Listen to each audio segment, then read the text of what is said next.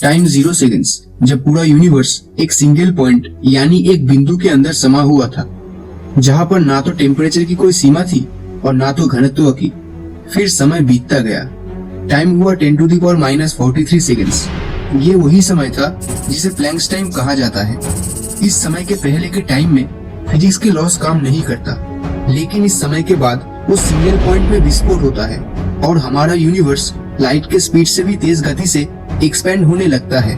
और यूनिवर्स के फैलने की प्रक्रिया समय के साथ चलता ही रहता है।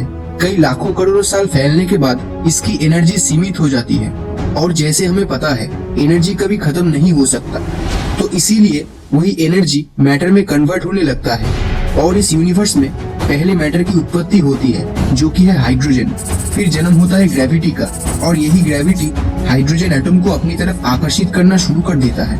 हाइड्रोजन के बाद दूसरी एलिमेंट्स जो यूनिवर्स में आया वो था हीलियम, और यही हीलियम हाइड्रोजन के साथ मिलकर न्यूक्लियर फ्यूजन के जरिए सितारों का निर्माण किया। फिर यूनिवर्स लाखों करोड़ों सितारों से भर गया। उसके लाखों करोड़ों साल बाद किसी एक सितारे के अंत के साथ यूनिवर्स का पहला सुपरनोवा एक्सप्लोजन हुआ, जिससे यूनिवर्स में कार्बन, नाइट्रोजन, आयरन और ऑक्सीजन जैसे एलिमेंट्स उत्पन्न हुए। और इन सभी एलिमेंट्स की मदद से जन्म हुआ प्लैनेट्स का, जिनमें से एक प्लैनेट थी हमारी धरती। ये समय था आज से 4.6 बिलियन ईयर्स पहले की, जब धरती इस यूनिवर्स में जन्म लिया। और उसके कुछ करोड़ों साल बाद एक बड़े से एस्टेरॉयड के साथ धरती का टक्कर हुआ, जिससे धरती का एक छोटा सा टुकड़ा धरती से अलग होके धरती को सेंटर एज्यूम करते हुए घूमने लगा।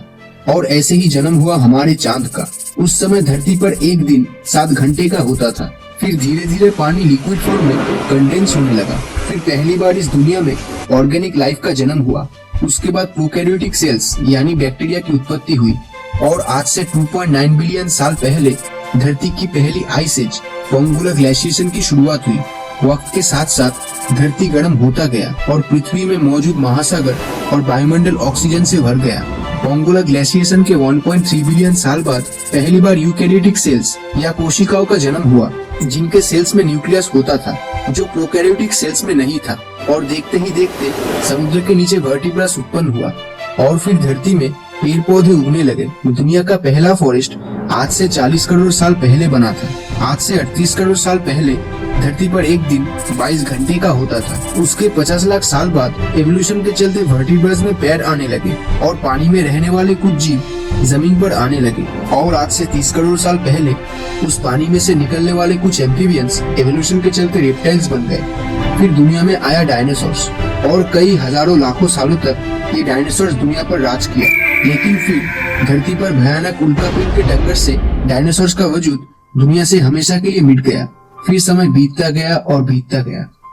मैमल्स का एवोल्यूशन प्रोसेस शुरू हुआ आज से लगभग 6.5 करोड़ साल पहले। एवोल्यूशन के चलते होमिनॉइड्स सीधे खड़े होने वाले होमो इरिक्टस तक का सफर तय किया।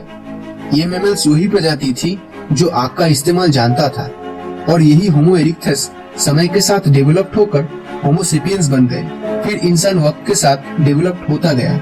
आज से 11,000 साल पहले इंसान एग्रीकल्चरल फील्ड्स में काफी डेवलप्ड हो चुका था। दुनिया के 7वें अजूबे में से एक गीजा का पिरामिड आज से 4,500 साल पहले बना था। इंसान समय के साथ साइंस के फील्ड में तरक्की करने लगा। साल 1760 को दुनिया का पहला इंडस्ट्रियल रिवॉल्यूशन कहा जाता था, क्योंकि तब इंसान मशीन्स का इस्तेमाल करना सीख चुका था। इलेक्ट्रिसिटी इन्वेंट होने के बाद पूरी दुनिया रोशनी से भर गई। फिर राइट ब्रदर्स ने अपना पहला हवाई जहाज उड़ाया, और भारत के सीवी रमन को लाइट के स्कैटरिंग इफेक्ट के लिए नोबेल पुरस्कार मिला। 1969 मानव सभ्यता का सबसे बड़ा अचीवमेंट। इंसान पहली बार चांद पर अपना कदम रखा, और देखते देखते ये दुनिया मॉडर्न साइंस और टेक्नोलॉजी की मदद से इतना एडवांस्ड हो गया कि आज आप इंटरनेट का ये वीडियो अपने मोबाइल या कंप्यूटर पे देख पा रहे हो। तो ये था बिग बैंग से लेके आज तक का सफर। तो जाते जाते यही कहना चाहूंगा कि कहानी यहीं पर खत्म नहीं होती।